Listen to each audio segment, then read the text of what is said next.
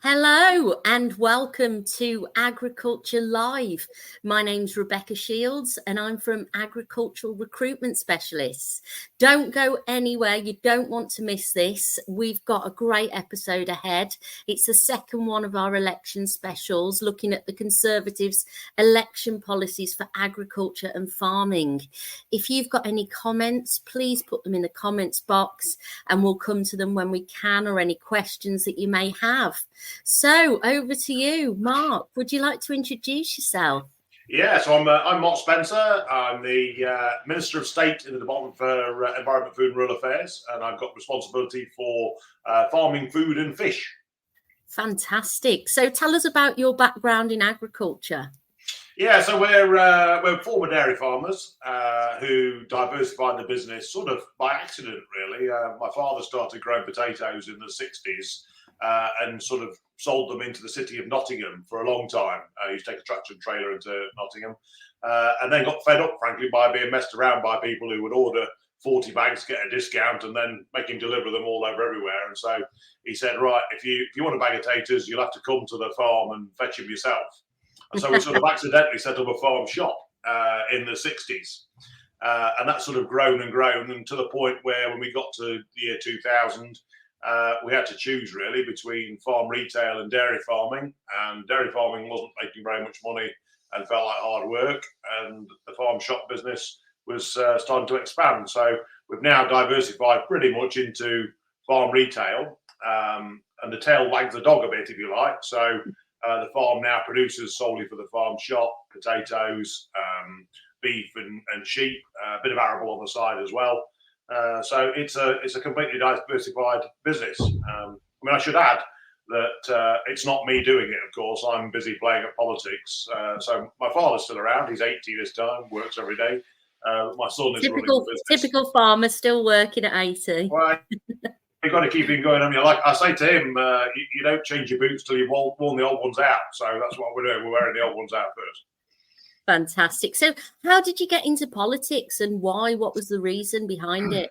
So, I mean, a little bit by accident, I suppose.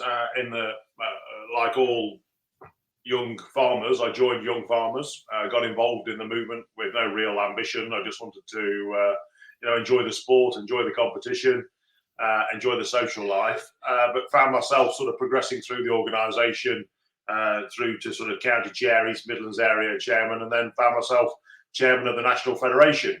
And I suppose in those circumstances, then you get drawn into politics with a small p.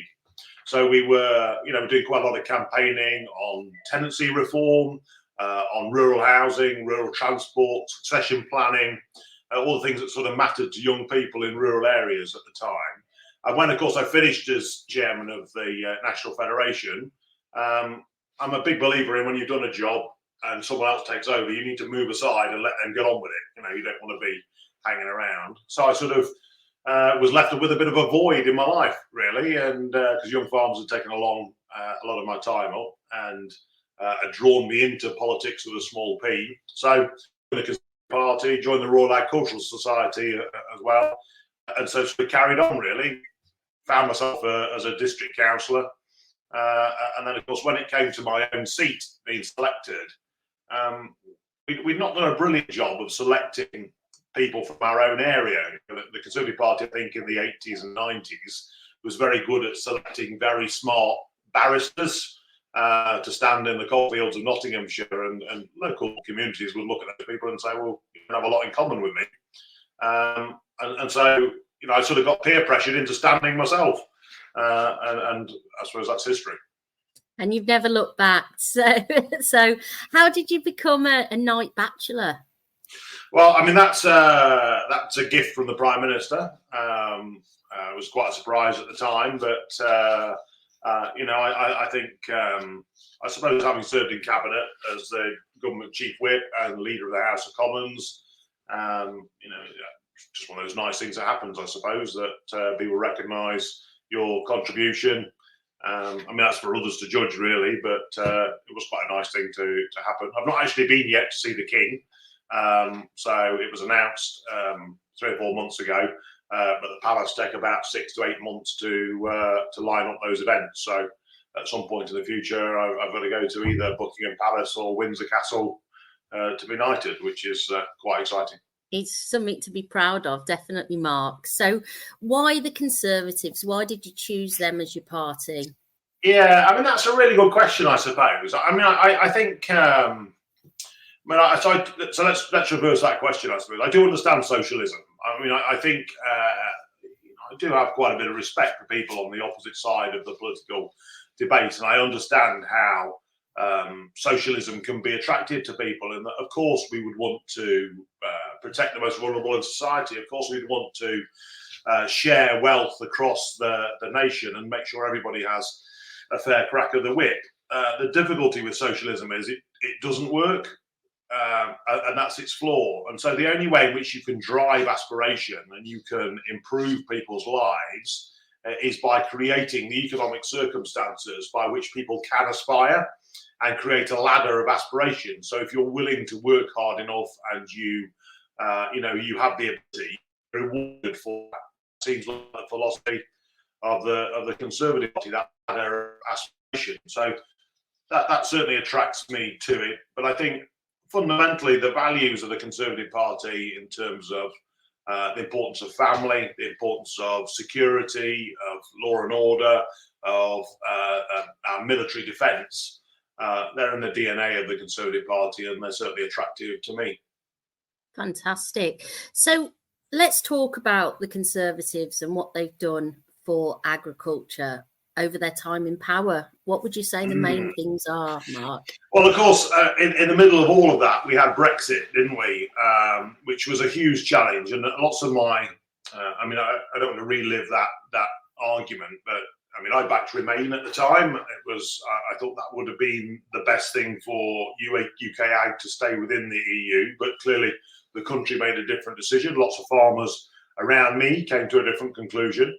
And so you do then have to respect that decision, that democratic decision, and make the best of Brexit. And I think actually, on reflection, sat here now, I wouldn't want to rejoin the EU. I think we are able to stand on our own feet, and I suppose managing that transition has been the biggest challenge for the party and for the government, moving away from the EU to find those opportunities. And there are opportunities actually. I think the gene editing bill is a really good example of that, where we've been able to free up institutions like Rothamsted, John Ennis, to go and do the best genetic research that we can, free up the bureaucratic EU legislation that stopped some of that gene editing, which means now the UK, or certainly England, because the Scots have not followed us, have a real opportunity actually to go and develop new genetic breeds of plants, and in time look at how genetic engineering can improve animal welfare and animal breeding as well.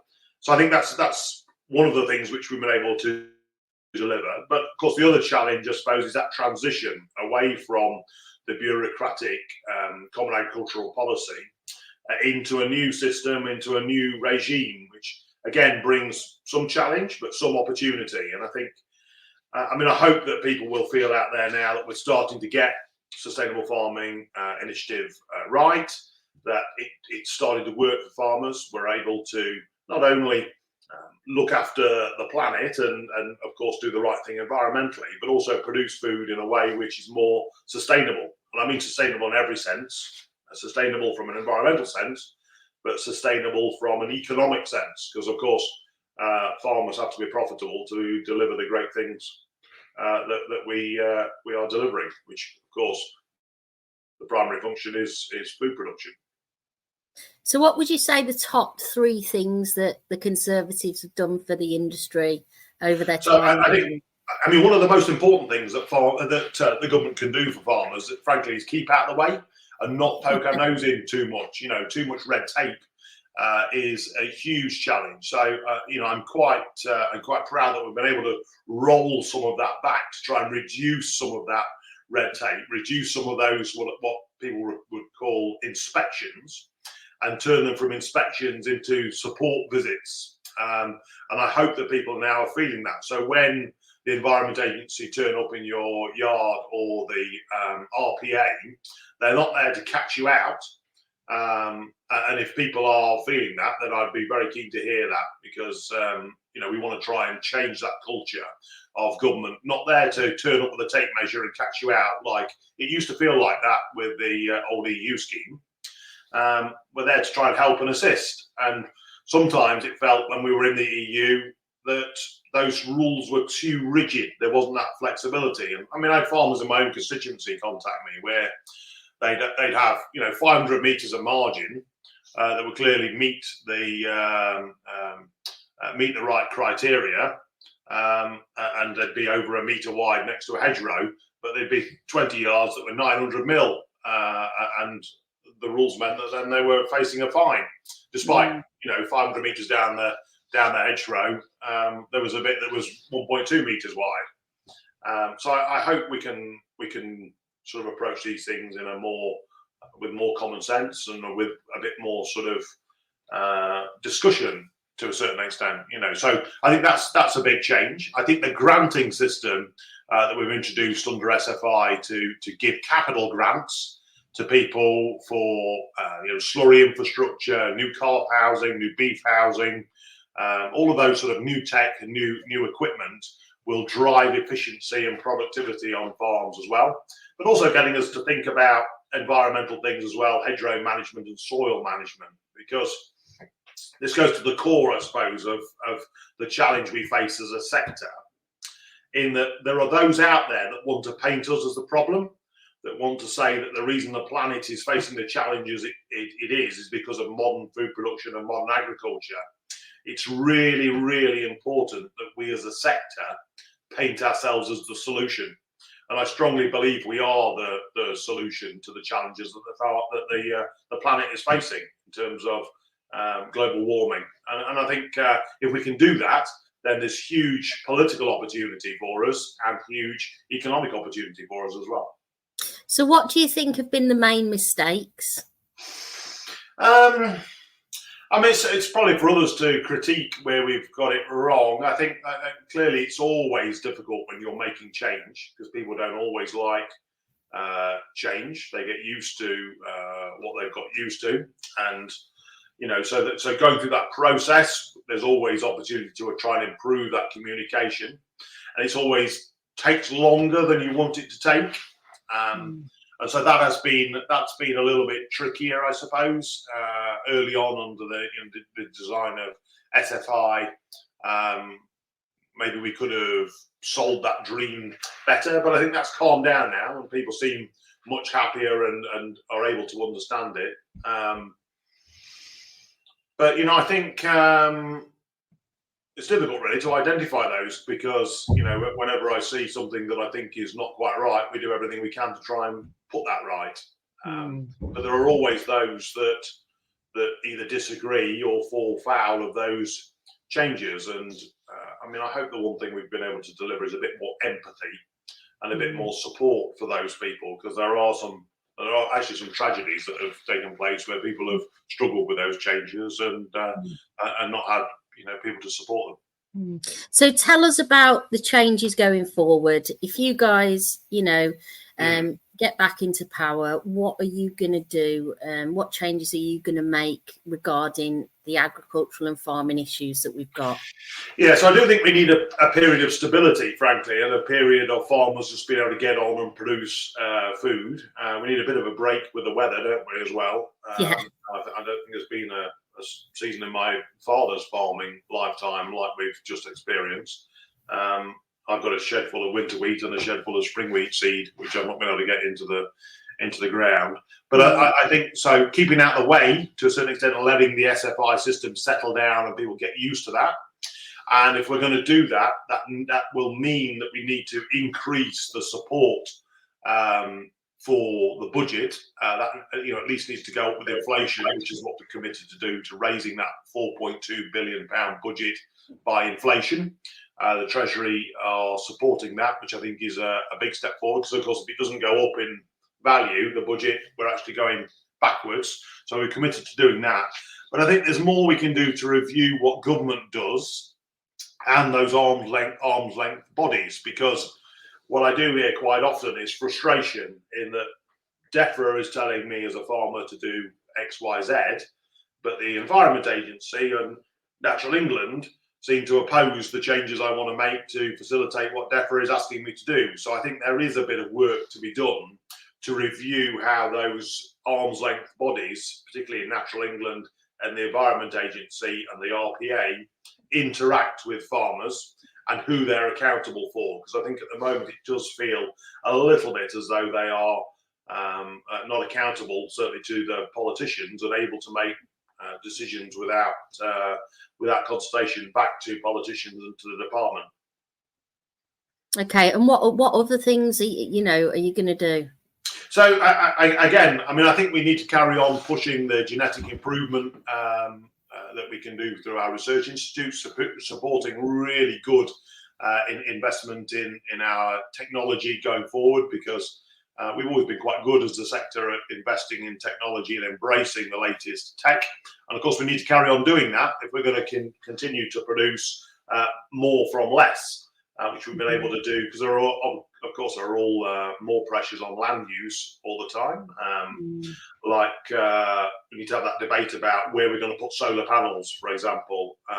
I'm not a fan of putting solar panels on productive arable land. I think that is a mistake. There are an awful lot of rooftops out there that we should be doing first. And so we've committed to stopping solar panels on certainly grade 1, 2 and 3A land, and incentivising people to put cash behind farmers being able to put solar panels on grain stores, potato stores, cattle buildings, to invest in their own energy production. I think there's also a role that we can play in looking at small-scale anaerobic digestion. I think is also an option to try and give farmers more options in terms of producing their own energy on farm, because they're the things that are most challenging, I suppose, in terms of your bills day to day. It is feed, fert, and energy that seem to be the big challenges. Now, if we can help with one of those, energy production, then clearly that's going to assist. Hopefully, we'll get a better season next time, so that should suppress the price of feed. But there are also some challenges coming in the autumn. I'm not quite sure where all the straw is going to come from, frankly, for the livestock sector. So I think government will have to give a bit of thought in the autumn as to how it's going to help and support people get through this moment, because a lot of people have not been able to get winter crops into the ground. A lot of those in the sheep sector suffered quite a lot of loss of lambs because of the wet, cold spring. So it's going to bring huge pressure to people in the autumn, and government needs to think about how it can help and support people through that cash flow moment when we get to September, October. A big question from the industry is obviously, because we don't make up the biggest part of the GDP, as with any party, are we a priority to the Conservatives? I think, goodness me, we're very, very important as a sector. And I think certainly the Conservative Party recognises that, and I can assure you, all governments will recognise that. If the food stops, we are number one political priority. Believe me, we are very important as a sector, and I think it's quite important that we, as a farming sector, continue to bang that drum, because I think what we do day to day is very important to my constituents. And consumers have got used to good quality food at a reasonable price, being on the supermarket shelves day in, day out. Now, that's not a coincidence that's happened. That has been the food system, farmers, processors and retailers working together to deliver that. And I think, going back to your previous question, that's the other thing I think the government can do a little bit more of, to make sure that there's fairness in that supply chain, that those who are participating in producing our food all get a fair crack of the whip. And I think for too long, there's been reasonable profits and return in the retail sector and the processing sector, and it is the primary producers, the farmers, that have lost out in that supply chain. And when I've seen that unfairness for myself, that's why we introduced legislation in the dairy sector to put into legislation dairy contracts, to make sure that there was that fairness in the dairy supply chain. We've done the same in the pig sector, and we're halfway through reviews into free-range eggs, fresh produce, vegetables, as well as looking at beef and sheep and broiler chickens as well. So I think where we don't see fairness, we will step in and legislate, and I think that's the right thing to do. And I think we need to do more of that to make sure there is that fairness in the supply chain. Because if it's not there, there'll be no food. If farmers are not making a profit, they won't do it. And do consumers pay enough for food, Mark? I think it's such a tricky one, isn't it, really? Because I don't think it's easy to get elected by saying, great news, constituents, I'm going to campaign to put up the value of your food bills week in, week out. Yeah. I think, again, to turn the argument around, what is important is that is sustainable for the long term. And in order to make sure our supermarket shelves are full of food in the future, farmers have to be profitable.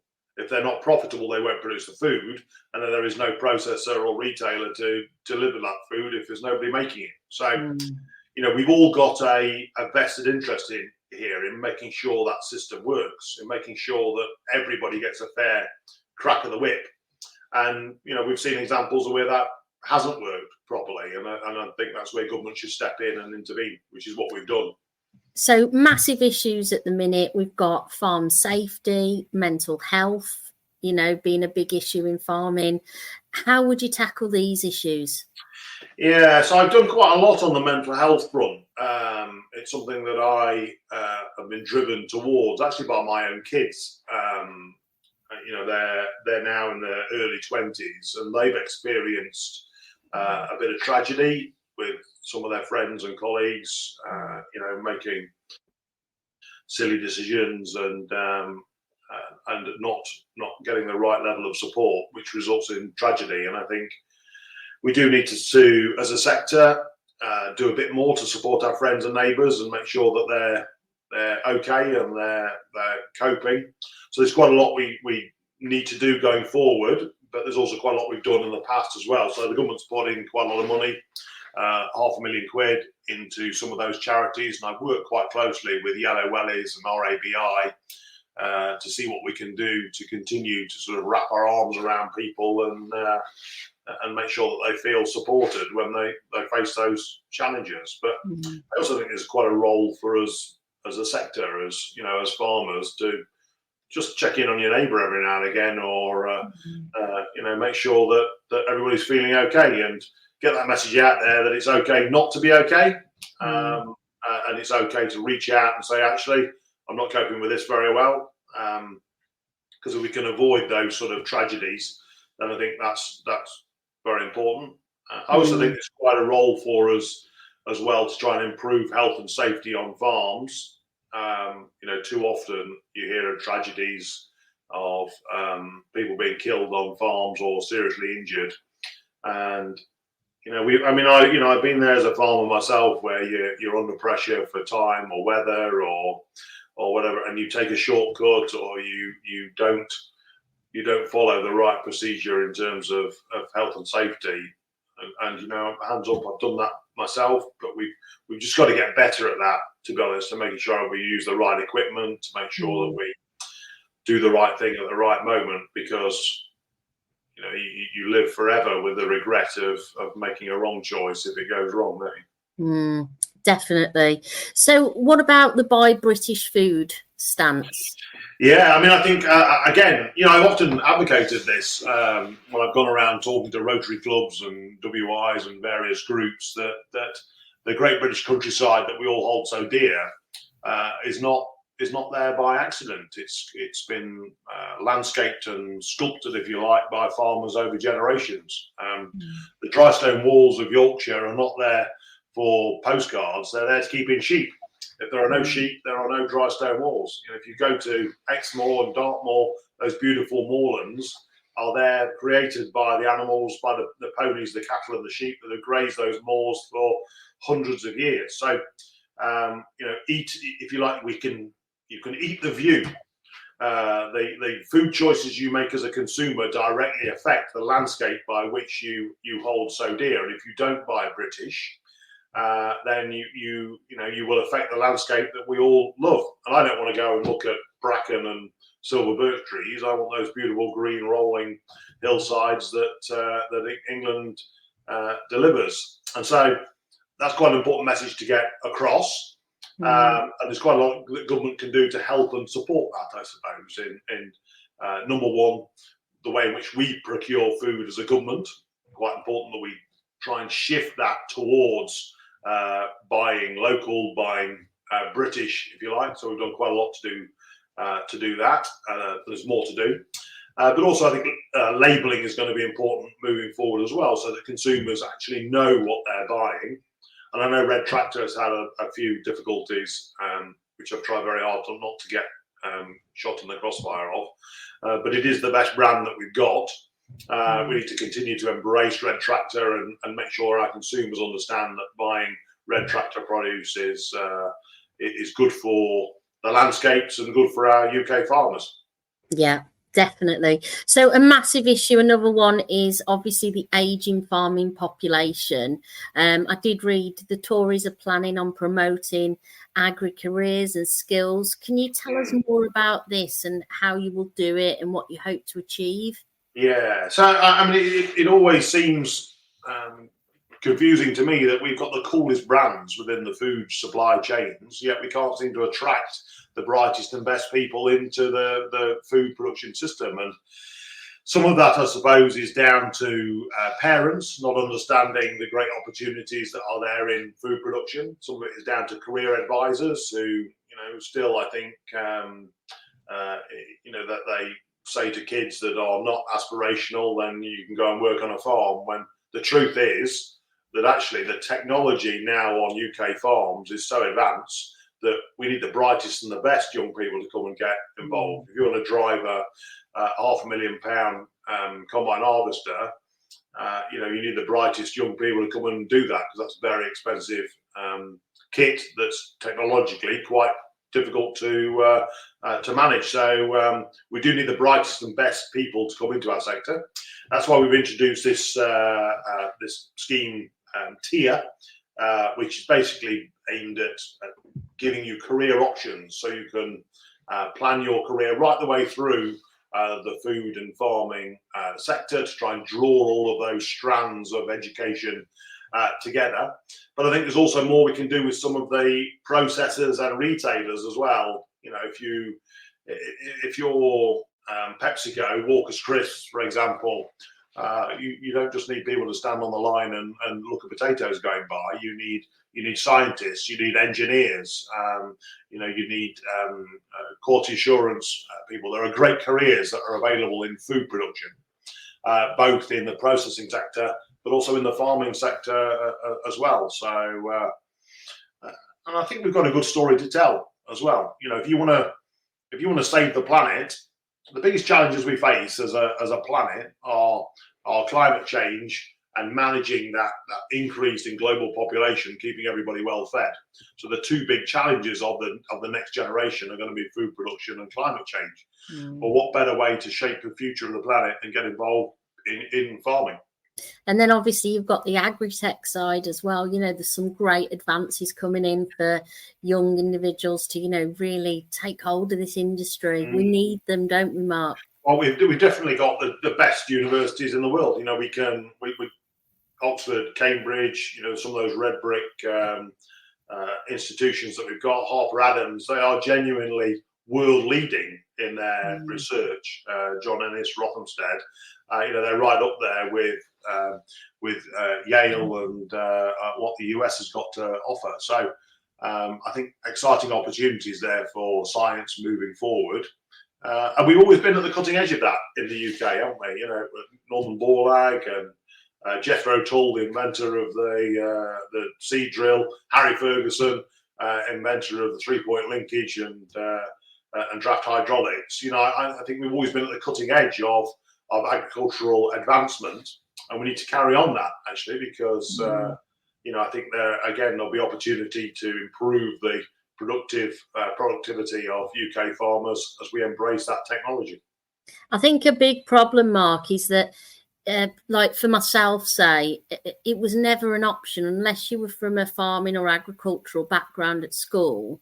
You'd never even consider it. You'd just think, oh, it's just working on a farm. You didn't see all the consultants and, all of the, other positions within agriculture that you could go into.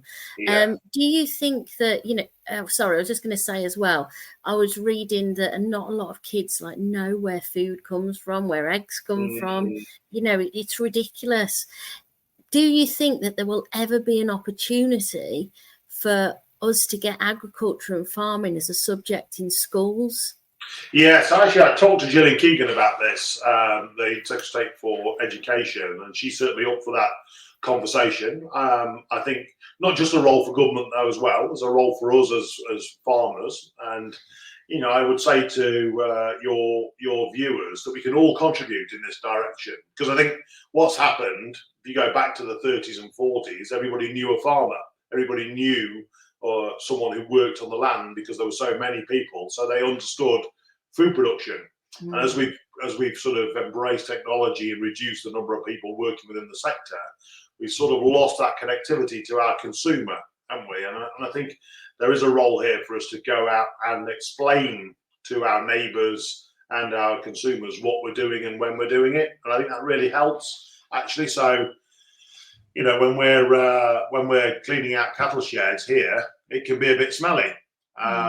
But explain to people, actually, we've had the cattle inside all winter to, keep them warm and dry. Now they've gone out into the fields. We need to empty the manure out of those sheds. And actually, we use that as an organic fertilizer to put nutrients back into the soil to help improve soil structure. And, explaining that actually helps them cope with a smelly weekend when you're mucking the shed out, or when you're spreading muck onto the field. So I think taking people on that journey with us is quite important. And yes, there's certainly a role for the education system to do that. But there's also a role for us as a sector to go and get stuck into those local Rotary clubs and WIs and school assemblies. Every Monday morning, there's a group of teachers in your primary school next to your farm sat around going, oh my goodness, I've got assembly on Wednesday. What am I going to say to these kids? Well, if a local farmer, contacts them and says, can I come and talk about food production at your school assembly, then, I think people will embrace that. And I would encourage people to go and, get stuck in and let's go and evangelise for UK agriculture. What about the apprenticeship side for farming? Yeah, so I mean, again, I think we need to look at that and work with the Department of Education to make sure we get good apprenticeship schemes set up and build that, if you like, career structure. So move away from jobs into careers and make sure that people have got that ability to develop, I suppose, their own career and make sure that they're financially rewarded for that. Because at the end of the day, it does come down to money, doesn't it? And the farms need to be profitable in order to fund the kids coming into the sector. Because what we have seen, I think, over the last 30 years is farming sons and daughters say to their parents, well, actually, I can go and earn this. Dad, now I've got a degree, I can go and earn this elsewhere. And all you're going to do is pay me, minimum wage and let me drive the farm truck round in the evening. That doesn't seem like a great career option to me. So we do need to make sure that we fight for that profitability, if you like, so that we can afford to pay people a reasonable wage. And again, as I say, those careers involve driving very expensive kit, working with agrochemicals. You've got to get the dosage right, haven't you, on the of pesticides on fields. That requires a degree of intelligence and ability. So we've got to get the brightest and best kids involved. And let's go back to the food issue. So every other country has got a food target. Why doesn't the UK have one? And so we've introduced that. So we've actually introduced that this time at the Farm to Fork Summit at number 10 this time. The Prime Minister says we are going to now monitor our food security as a nation. And of course, it's not easy to do that. It's quite a complicated algorithm to get that figure right. Because, so if you, to boil it down to sort of a silly argument, if you measured that in calories, then actually, if we all just grew sugar beet, then you could argue we're food secure. So clearly, calories are not the way to measure it. If you measure it in tons per, tonnage, then if we all grew cabbage, then clearly we'd deliver on the tonnage. So getting that balance right between what is food security and where that sits in global exchange of goods is going to be quite tricky. I think we've got the right algorithm. So there's several sort of characteristics that we're going to measure to determine whether we are improving or not our food security going forward. But I think that's going to be a really important tool to measure the output of what the effects farming is feeling from government policy. So, for example, in Wales, under the Welsh Government, they're insisting that farmers take 20% of their land out of production for environmental schemes. So 10% into forestry, 10% into habitat. That seems like a very top-down approach to me. And we in England are taking a different approach, which says this is what we'll pay you to do, and it's your choice. Your choice where you produce food, your choice where you want to plant trees or put in habitat. And I think that's the better way of doing it, in that then you're in control as the farmer. You know what works best on your farm.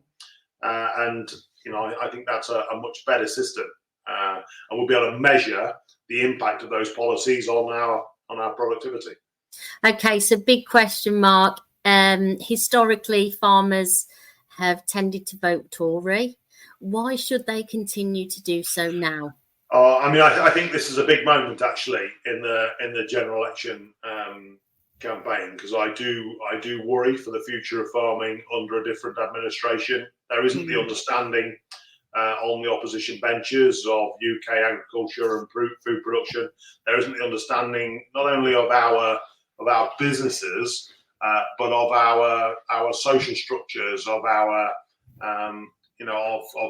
country sports and country practices. And I think I think we'll face huge challenges, not least in the farming budget, if we have a change of administration. Now is not the moment to switch to another administration, because I think we will be bottom of the pile, as you sort of hinted at, Rebecca, earlier in this interview. If we don't get that level of support, we don't get that understanding from government, then our ability to produce food and to make a profit will be seriously undermined. And I think there's a real danger that a future administration may see the NHS, hospitals, education as a priority and not UK agriculture, which is why I said earlier, we've got to paint ourselves as part of the solution, and we've got to make sure that we politicians and consumers understand how important we are. Because if we're not there producing food, they'll soon realise there is that understanding in the Conservative Party.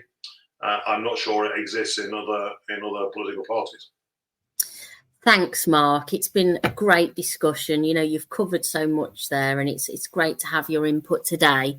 Thank you, everyone, for watching or listening, and thank you, Sir Mark Spencer. Keep following us. We've got some great new discussions coming up. If you have got an interesting topic in agriculture or farming that you would like to talk about, please get in contact with me via Agricultural Recruitment Specialist, which is www.agrirs.com. And if you would like to hear more about any new issues and topics within the industry, please follow us on the various channels, including Spotify, YouTube, Apple Podcasts. Just look up Agriculture Live. So, Mark, would you like to say goodbye? Yeah, well, thanks everybody for tuning in, and obviously I hope to be re-elected. But farming's in my blood and is my passion. So whatever the future holds, I'll be there to back and support UK agriculture. We're very important as a sector. Let's make sure the world understands how important we are. Thanks, Mark.